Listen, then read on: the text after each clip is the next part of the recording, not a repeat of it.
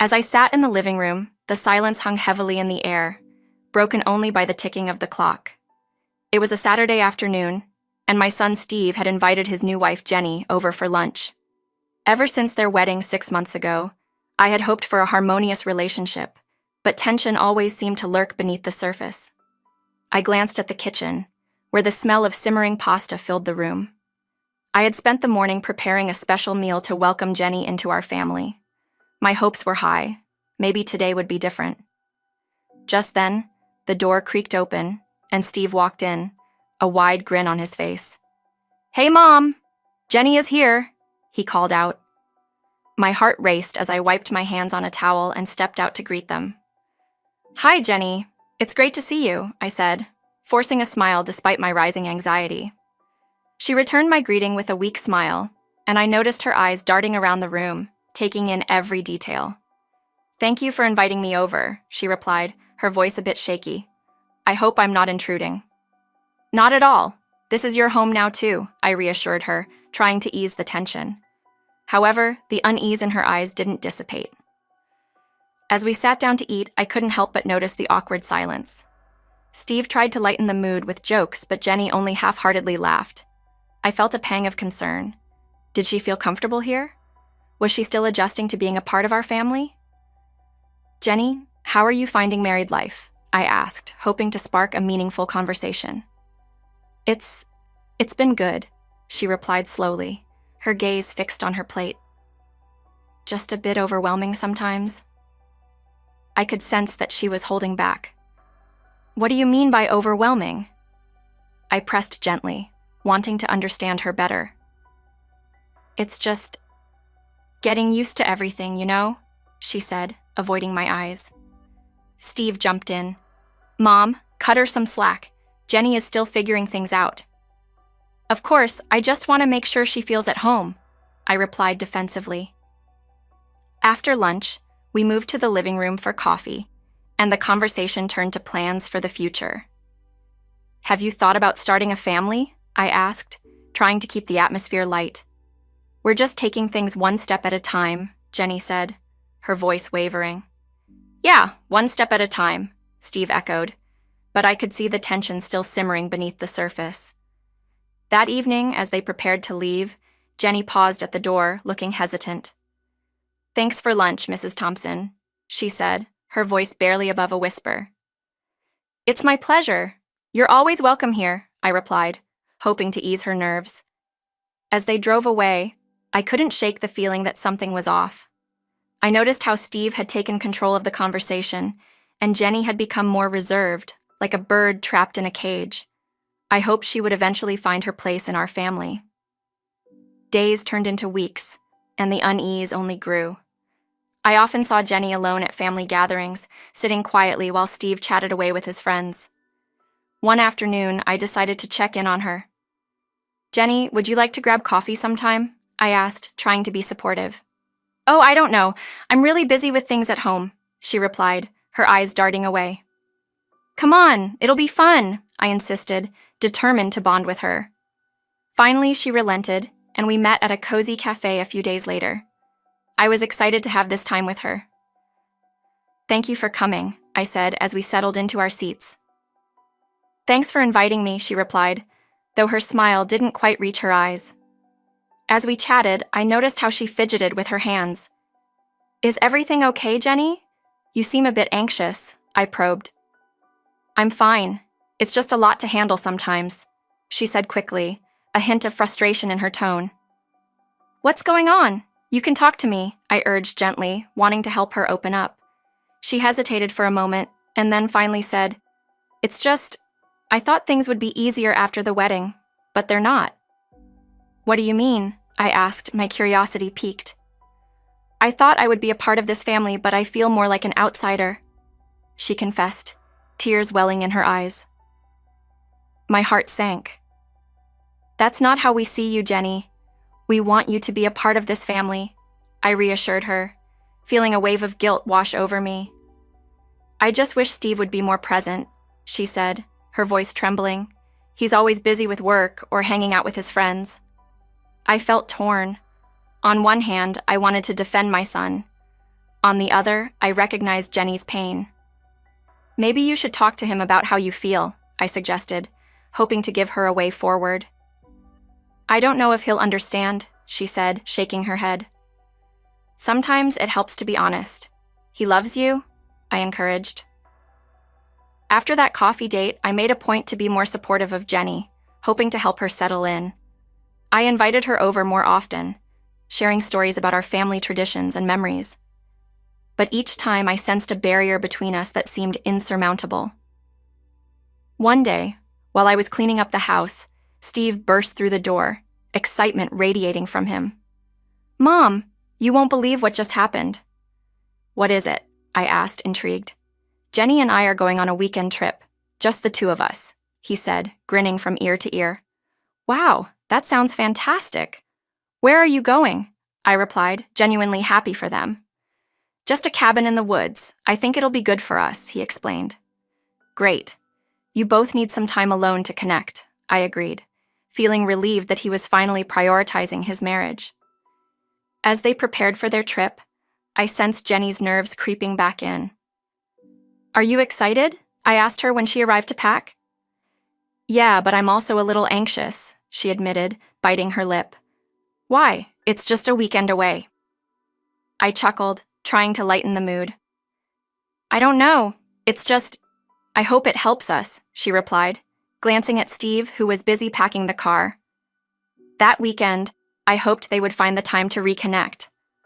But when they returned, I quickly realized that the trip hadn't gone as planned. As soon as they walked in, I could sense the tension in the air. Steve was silent, his expression tight, while Jenny's eyes were puffy, as if she had been crying. "Welcome back. How was it?" I asked, trying to sound cheerful. "It was okay," Steve said curtly, avoiding eye contact. "Not as relaxing as we hoped," Jenny added softly, looking down at her feet. "Do you want to talk about it?" I offered, my heart aching for her. "No, it's fine. Just a little misunderstanding," Steve replied, brushing off the topic. I could see that something had shifted between them. It was clear that their relationship was facing challenges, and I worried about what might happen next. Over the next few weeks, I tried to check in on both of them, but the distance between Steve and Jenny grew. I often saw Jenny looking lost and lonely, while Steve seemed increasingly distracted. One evening, I decided to invite them over for dinner, hoping to create an opportunity for them to reconnect. As I set the table, I heard the door open. "Hey, Mom," Steve greeted, but he sounded different, distant. "Hi, honey, Jenny," I called out, but Jenny was unusually quiet, her gaze fixed on the floor. Dinner started off well enough, but as the conversation flowed, I could feel tension building. "Have you thought about planning a family vacation?"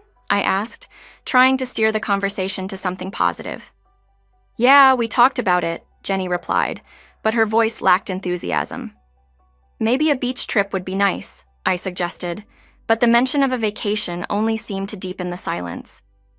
After dinner, as we cleared the table, I caught Steve looking at Jenny with frustration. "You know, it wouldn't hurt to show a little more enthusiasm, Jenny," he said sharply, his voice rising. "What do you mean?" She shot back, tears welling in her eyes. "You act like you don't care about anything," he exclaimed, his frustration boiling over. "I care!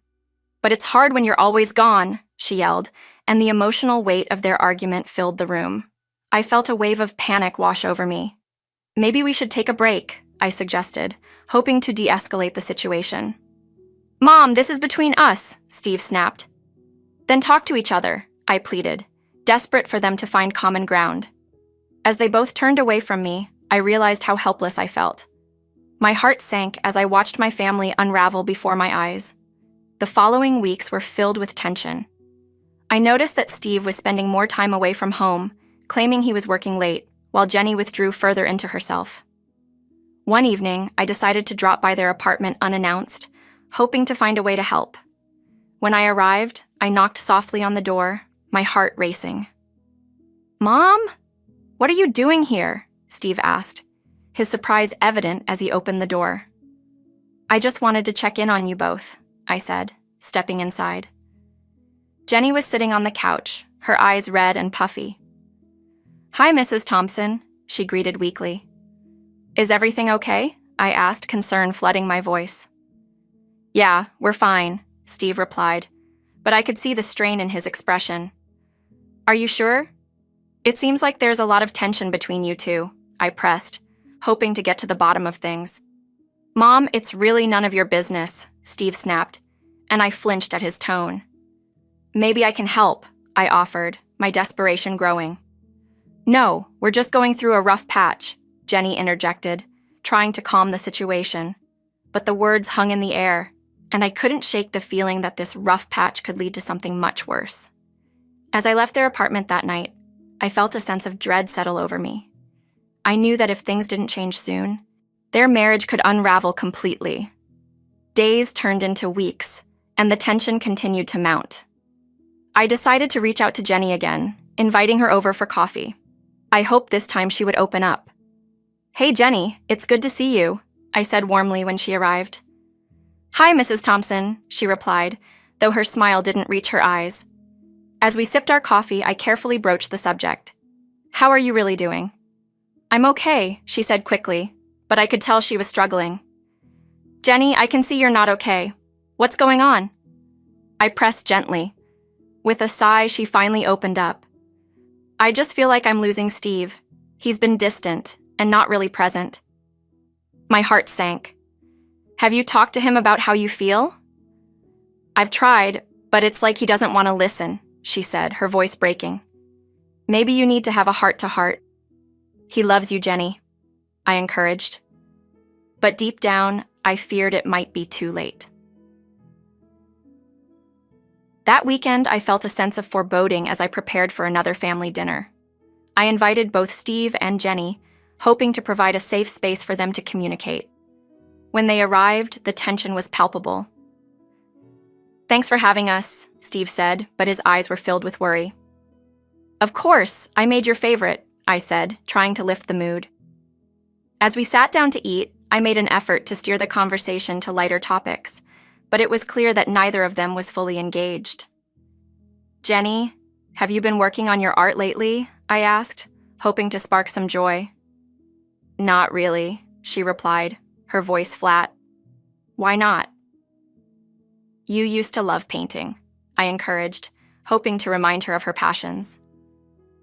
"I just haven't felt inspired," she muttered, and I could see the frustration in her eyes. After dinner, as we cleared the table, I could sense the storm brewing. Steve's temper flared, and he shot Jenny a look filled with irritation. "Why can't you just try to be happy for once?" he exclaimed, his voice rising. "Because I'm not happy, Steve. I don't know how to fix this," she yelled back, tears streaming down her cheeks. Feeling the urgency in the air, I stepped in. "Maybe it's time for both of you to sit down and talk this out." But before I could finish, Steve interrupted. "Mom, this is our marriage. Please stop interfering." "I'm just trying to help," I pleaded, desperation creeping into my voice. After that night, things only worsened. I could see the light fading in Jenny's eyes, while Steve grew more distant. I felt helpless, trapped between my love for my son and my desire to support his wife. One night, I received a call from Steve. "Mom, can we talk?" "Of course. Is everything okay?" I asked, anxiety creeping in. "I think Jenny is going to leave me," he said, his voice trembling. My heart sank. "What do you mean?" "She told me she's not happy and I'm not sure what to do," he admitted. "Have you talked about it?" I pressed, hoping for clarity.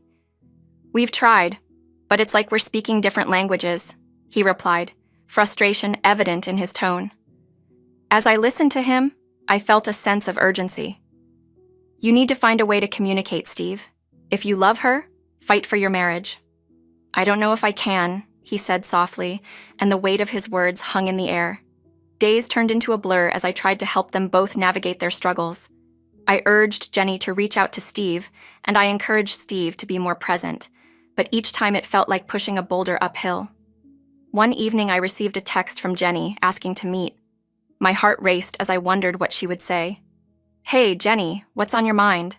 I asked, trying to read her expression. "I don't know if I can do this anymore," she said quietly, her voice trembling.